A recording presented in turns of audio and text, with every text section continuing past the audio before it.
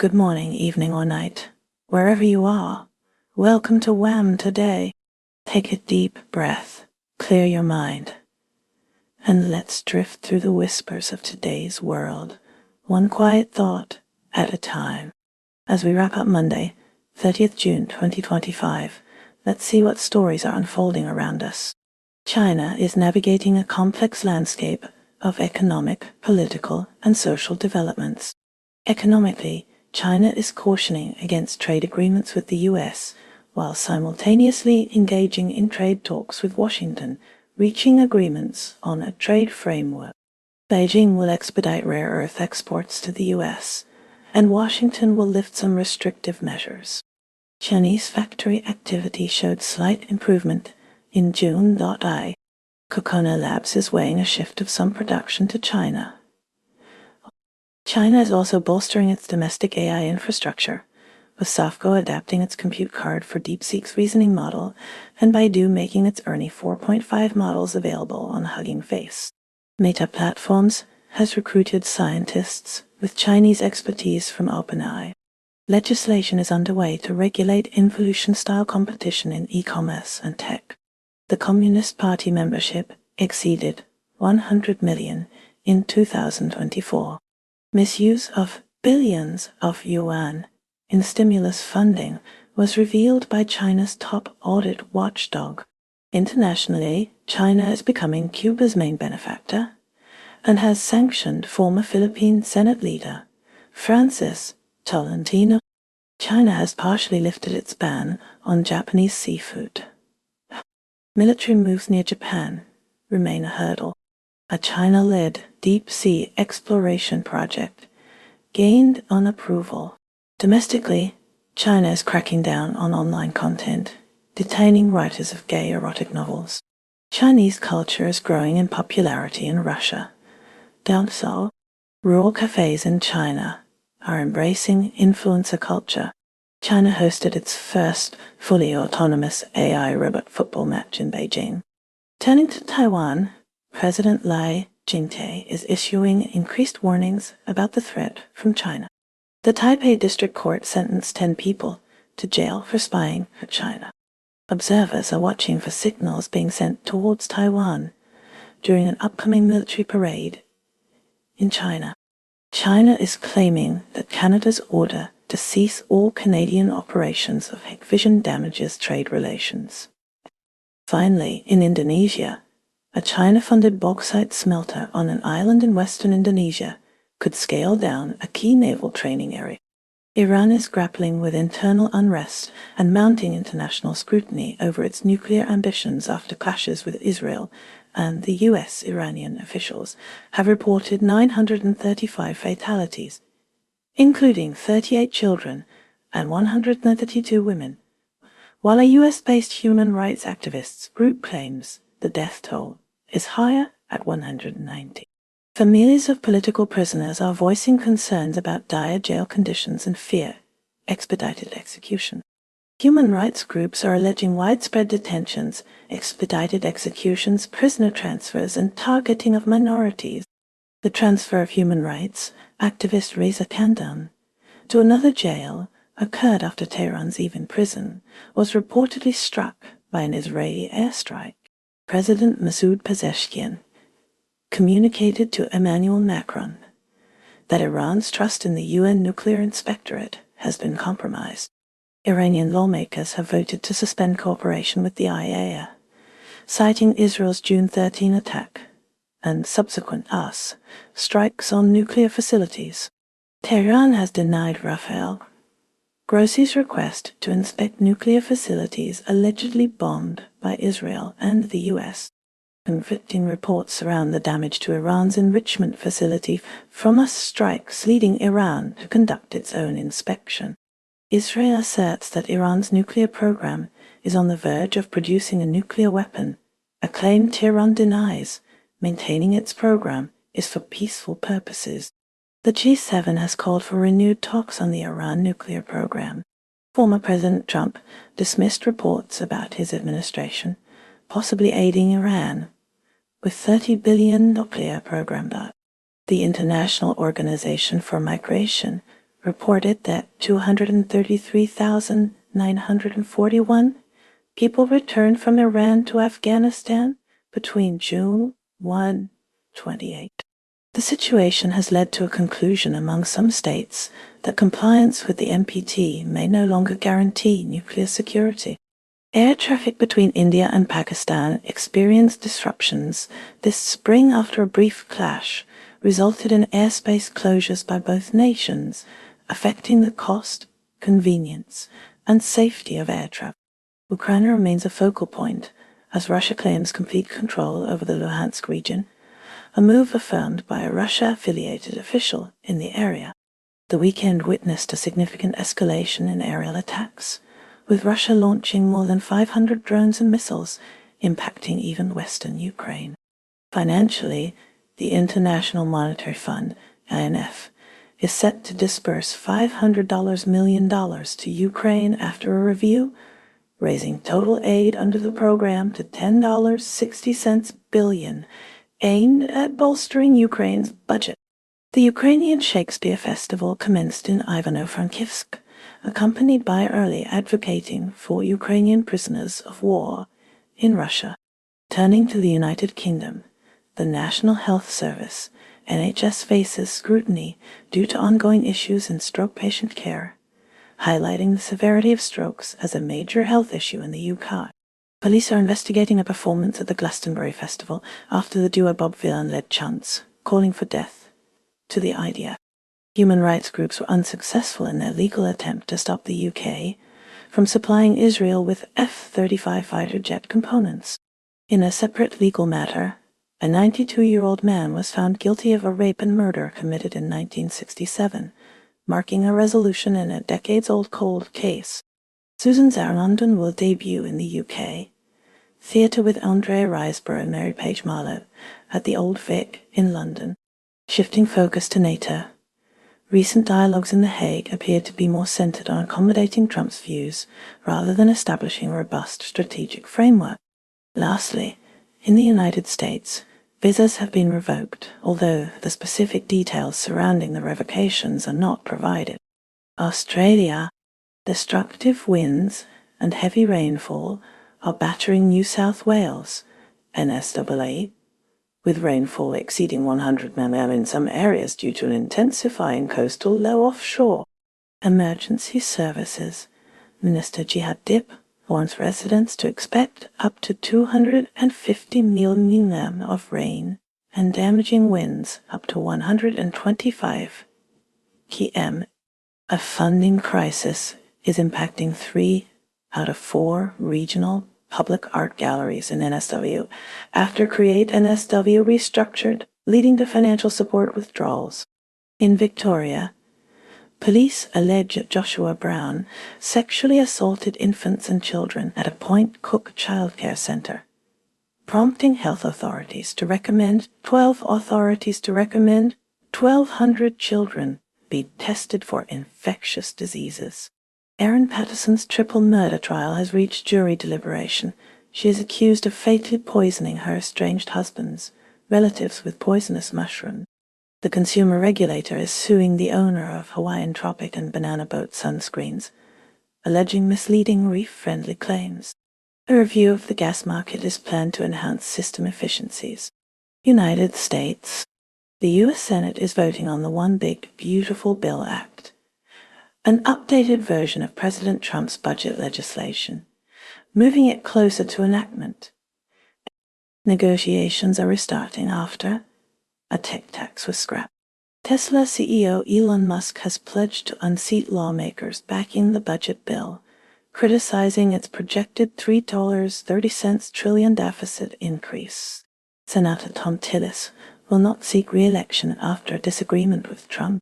Former Presidents Obama and Bush have condemned the dismantling of USAID as a travesty and a mistake. President Trump's strict immigration policies have caused some migrants to abandon their American aspirations. Concerns are being raised by advocates about Islamophobia in U.S. politics, citing attacks on a mayoral candidate's Muslim identity. Carol Moseley Brown, the first black woman elected to the U.S. Senate, reflects on her historic career in her memoir, trailblazer. Philippines. The United States and Japan will jointly support a long-delayed railway project in the Philippines designed to connect important military bases and economic centers, replacing a previously abandoned plan that was to be funded by China. Pacific region. A tax on remittances is to be implemented in Washington, a move that experts caution will significantly threaten development across the Pacific region. Israel has intensified its military operations in Gaza, marked by increased airstrikes and new displacement orders.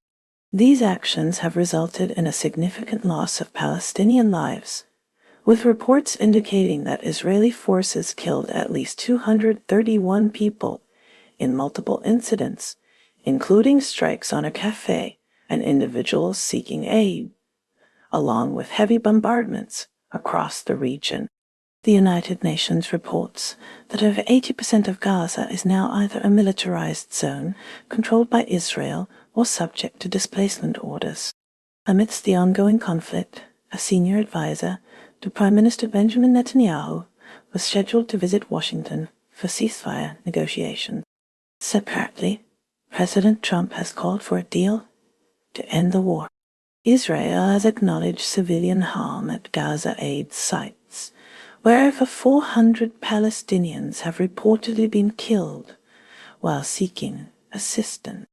In the West Bank, violence has escalated, with hard-right Israeli activists clashing with troops and setting fire to a security site, reflecting a growing wave of attacks on Palestinians. Settler violence against Israeli soldiers has also increased, prompting denouncements from human rights NGOs due to perceived impunity. An Israeli Navy strike on a seaside cafe in Gaza City resulted in numerous fatalities, including journalist Ismail Abu Hattab. The U.S. has approved a $510 sale of bomb guidance kits to Israel, aimed at enhancing its defense capabilities against current and future threats. Iranian state media reported that an Israeli strike on Evin prison in Tehran killed 71 people on June 23rd. The prison is known for holding dissidents and political prisoners.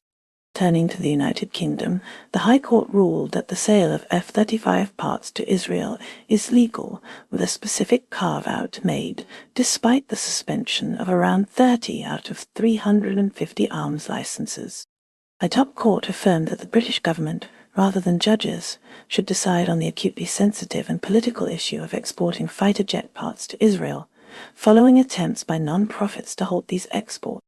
Musically, the band Bob Vylan led a chant of death, death to the IDF, at Britain's Glastonbury Music Festival, resulting in a UK criminal inquiry.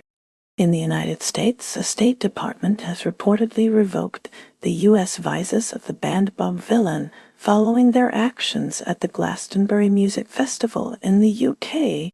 The U.S. also approved a $510 million sale of bomb guidance kits to Israel to enhance its ability to defend its borders, infrastructure, and population centers against current and future threats.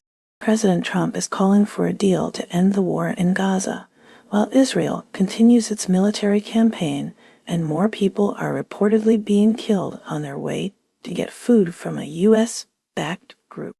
Japan's Prime Minister, Shigeru Ishiba, reiterated the nation's dedication to strengthening its defense capabilities, responding to regional concerns.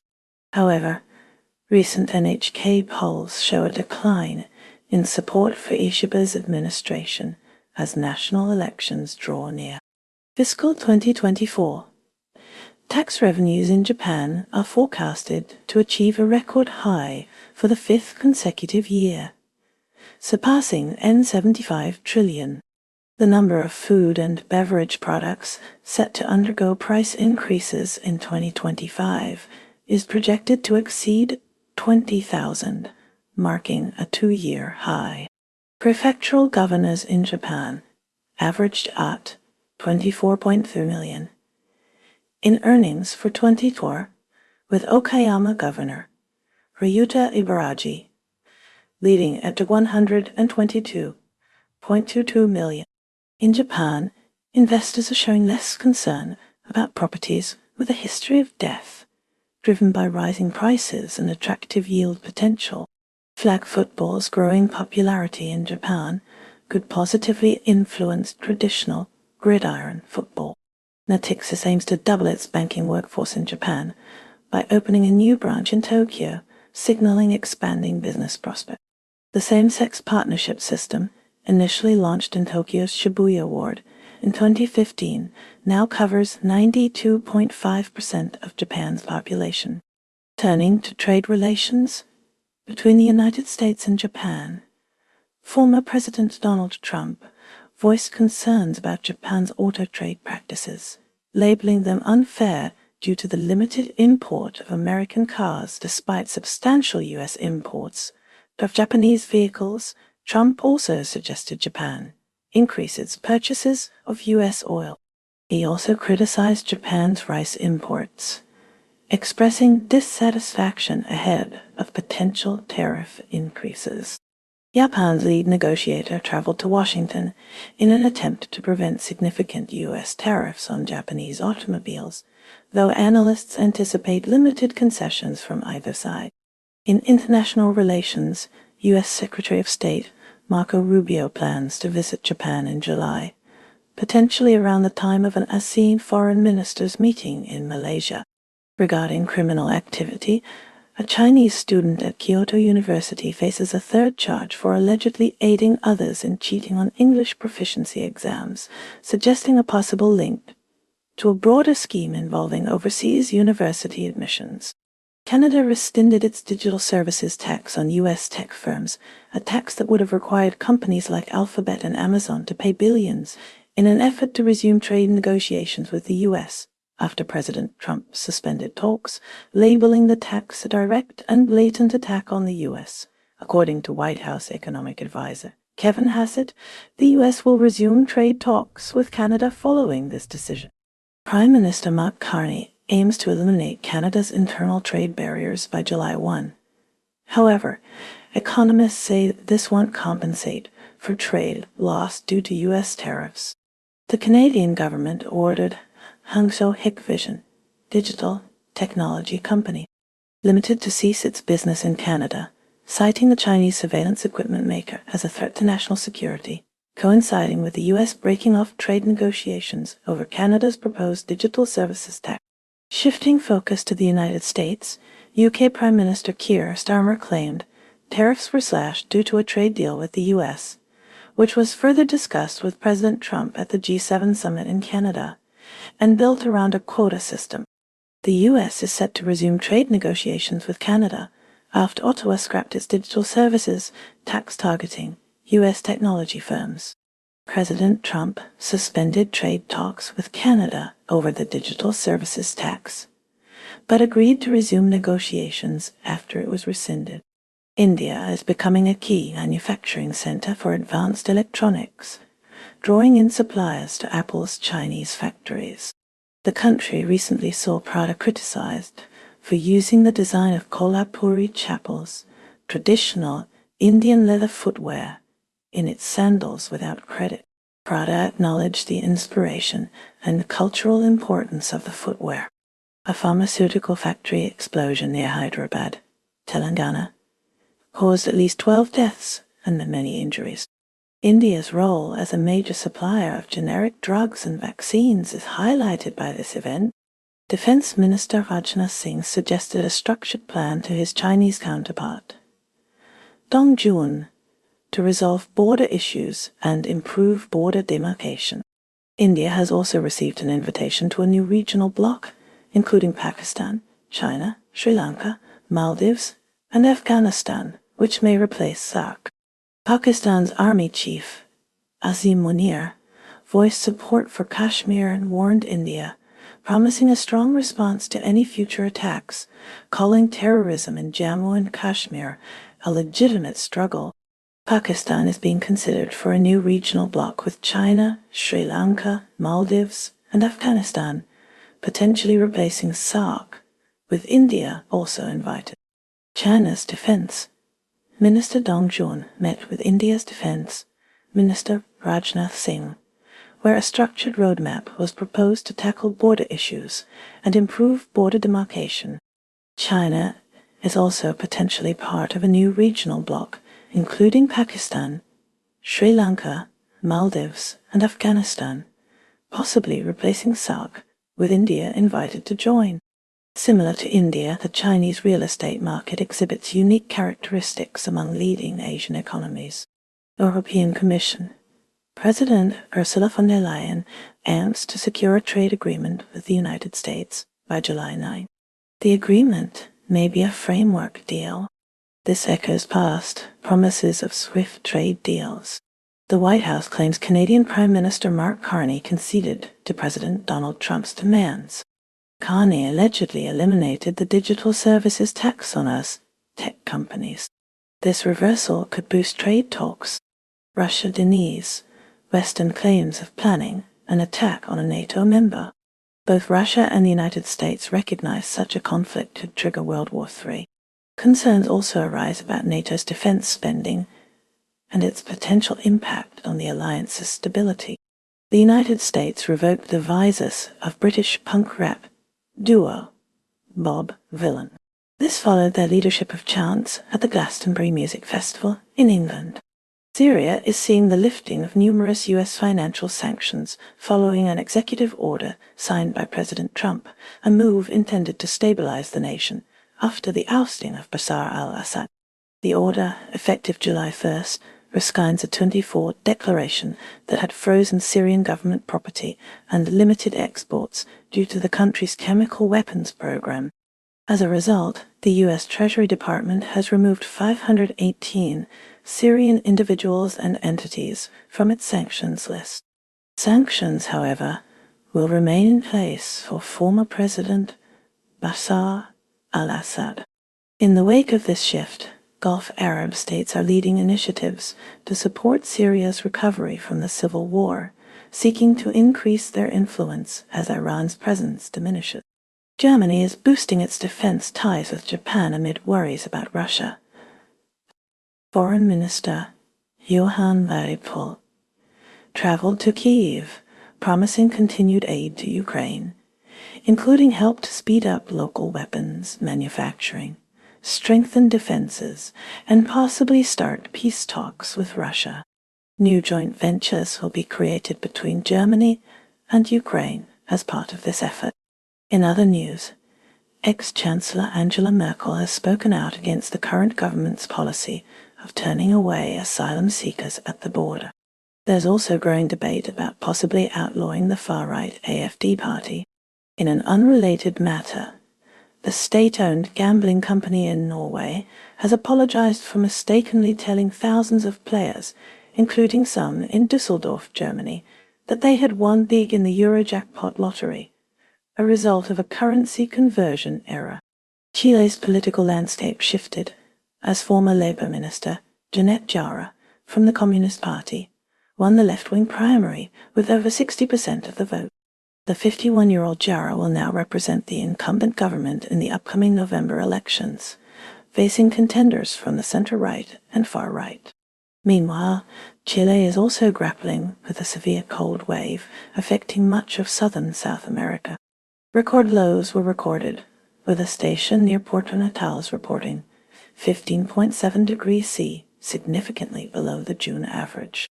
Mexico is grappling with escalating cartel violence and severe weather.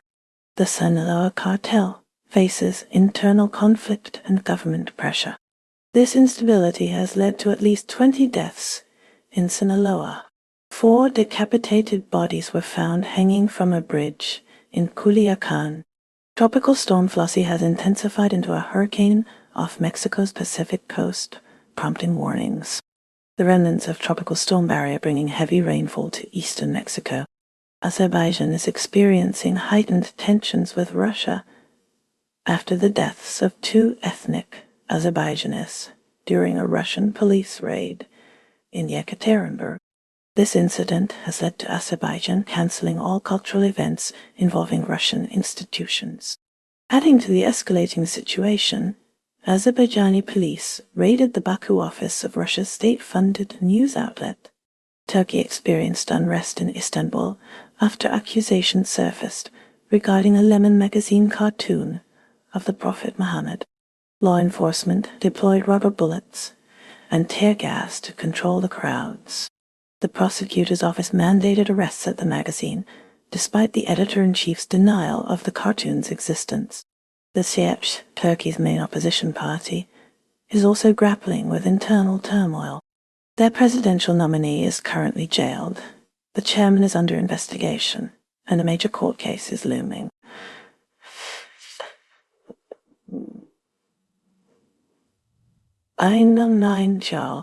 El Salvador's President Nayib Bukele's agreement with the Trump administration is reportedly hindering a federal investigation into the NES-13 gang. The agreement followed President Bukele's visit to the White House in April. Sources familiar with the inquiry indicate that the arrangement is impeding the investigation's progress. Malaysia recently experienced a significant gas pipeline fire, which authorities have linked to prolonged stress on the pipeline caused by unstable soil conditions. This incident resulted in extensive evacuations and damage to properties. Simultaneously, the political landscape in Malaysia saw 2 state assemblymen and a businessman entering pleas of not guilty to corruption charges. These charges relate to alleged bribes exchanged for a mining license, sparking worries about corruption, especially with elections expected soon in Sabah. France is battling a heat wave, prompting health warnings and exacerbating wildfire risks. To safeguard public health, French authorities have banned smoking in outdoor areas frequented by children, such as parks, pools, and beaches. Health and Family Minister Catherine Vautrin announced the new policy. Meanwhile, in sports, France's Benjamin Bonzi defeated Daniil Medvedev in Wimbledon's opening round. Costa Rica is grappling with concerns about the safety of Nicaraguan government opponents living within its borders. These concerns were amplified following the death of a Nicaraguan human rights activist who had sought refuge in Costa Rica. The activist's death has raised fears that Nicaraguan dissidents abroad may be targeted. Europe is grappling with a significant heat wave, prompting health warnings for tens of millions. France is bracing for temperatures as high as 104 degrees Fahrenheit, 40 degrees Celsius. Peru has seen controversy surrounding Pope Leo XIV's past actions as a bishop. He is noted to have shown strong support for victims in one abuse case. However, he faced accusations of failing to adequately protect victims in another separate instance. This discrepancy has sparked debate and scrutiny. Serbia is currently experiencing heightened social unrest. Protests are escalating due to widespread dissatisfaction with Alexander Vucic's leadership over the past 12 years. Notably, demonstrations involved blockades of streets in Belgrade. These blockades were later dispersed by Serbian police. The arrest of anti-government protesters by authorities has further exacerbated the existing tensions. Pakistan is exploring the formation of a new regional bloc with China, aiming to potentially supersede SAARC. This initiative includes invitations to India, Sri Lanka, Maldives, and Afghanistan. Simultaneously, Pakistan is grappling with the impact of severe rainfall and flooding, which have tragically claimed 46 lives, including 13 from one family. Forecasters are on alert for extreme weather conditions, raising concerns of a repeat of the catastrophic 2022 floods. Brazil saw a surge in soybean exports to China during May, with shipments climbing 37.5% to 12.11 million metric tons, according to China's customs data. Shifting to sports, Fluminense triumphed over Inter Milan with a 2-0 victory, earning them a spot in the Club World Cup quarter-finals against either Manchester City or Al Hilal.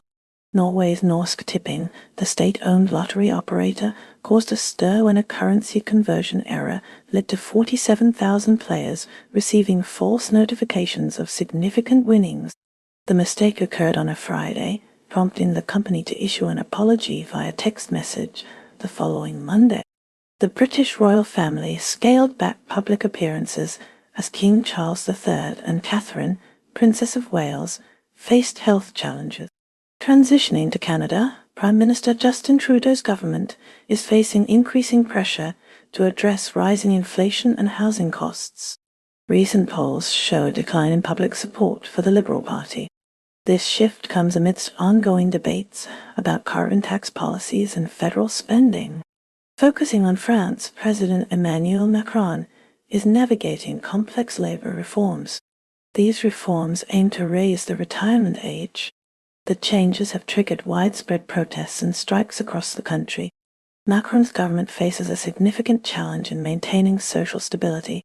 In the United States, the debate over immigration policy continues to dominate the political landscape. Congress remains divided on comprehensive immigration reform. The Biden administration is grappling with increased border crossings and calls for stricter enforcement. South Korea is grappling with an unusual influx of love bugs in Seoul, a phenomenon attributed to the climate crisis driving the insects northward. Social media is awash with footage showing hiking trails and observation decks overrun by these creatures. Authorities and experts are actively seeking effective management strategies to address the growing concern among residents. Zambia is currently embroiled in a dispute over the designated burial site for former President Edgar Lungu, further exacerbating existing tensions. Adding to the complexity, Zambia's government recently seized control of Konkola copper mines, KCM, a significant copper mining company, citing breaches of the mining license. This move has sparked considerable debate regarding the future of Zambia's copper industry and its relationship with international investors. Meanwhile, in Zimbabwe, the country faces ongoing economic challenges, including high inflation and unemployment. The government is implementing measures to stabilize the economy and attract foreign investment, but progress has been slow. The upcoming elections are also a key focus, with the various political parties vying for power. Turning to South Africa, the nation is grappling with persistent electricity shortages, impacting businesses and households alike. Eskom, the state-owned power utility, is struggling to meet demand, leading to frequent load shedding. The government is exploring alternative energy sources and implementing reforms to address the energy crisis. Europe is battling a severe heat wave causing widespread concern. Italy is facing extreme temperatures, straining resources and infrastructure. Spain is also grappling with soaring heat and increased wildfire risks. France is implementing heat wave action plans to protect vulnerable populations. Germany anticipates record-breaking temperatures, prompting health warnings. Amidst these challenges, Turkey is struggling to contain wildfires, necessitating evacuations of residents in high-risk zones. Kenya is grappling with the aftermath of protests triggered by the death of a blogger while in custody, as another civilian shot by police during the demonstrations has also died. Authorities have reported nearly 500 arrests, filing charges that range from murder to terrorism and rape. Turning to the Philippines, a court has declared former town mayor Alice Guo to be a Chinese citizen who unlawfully held her position. The court invalidated her election and her term as mayor of Bamban, Tarlac, spanning from 2022 to 2024. In Greece, a hard-right politician has been appointed as the new migration minister. Simultaneously, a scandal is unfolding concerning the illegal acquisition of EU agricultural subsidies for banana cultivation on Mount Olympus, leading to several resignations. Ghana finds itself in a diplomatic standoff with China over illegal gold mining, known locally as Galamsey. The dispute stems from a growing influx of Chinese firms investing in Ghana's gold sector, with allegations of Chinese citizens engaging in illegal mining activities. Across Asia, stock markets have displayed mixed results following U.S. stocks, reaching a historic high, marking a recovery from previous trade policy uncertainties. Thailand's political turmoil is escalating due to ongoing legal challenges involving the Shinawatra family, thereby deepening the country's long-standing political instability. Meanwhile, in Cuba, President Trump has signed a memorandum reinstating stricter U.S. policies, effectively rolling back measures previously enacted by President Joe Biden. Kazakhstan will seize Zitin Mining Group Company Limited, acquiring a significant gold mine in a $1.20 billion deal, which will expand their international footprint. Throughout Europe, Western nations are facing an unprecedented heat wave, with Spain already surpassing its historical June temperature records. Lithuania and the Philippines have forged a new security alliance through a recently signed agreement. And that's a wrap for today's news, because even headlines need a nap. Stay curious, stay kind, and let the noise fade as you find your quiet. Take care, stay awesome, and I'll see you next time on WHAM Today.